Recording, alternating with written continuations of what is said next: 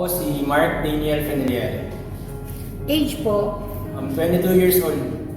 year-end course, Ako po ay kasalukuyang second year sa kurso na BSHM. Kasalukuyan po ako nakatira sa Sampaloc, Maynila. what motivates you to join this competition? I just want to try new things in life and explore or gain new experiences. That's it.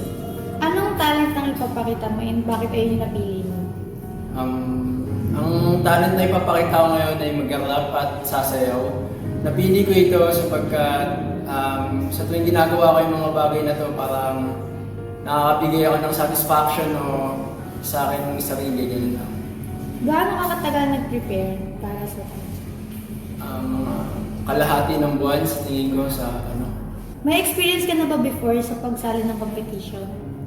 wala pa naman, ito pa lang siguro ngayong susubukan ko ngayong college ako ngayon. Naka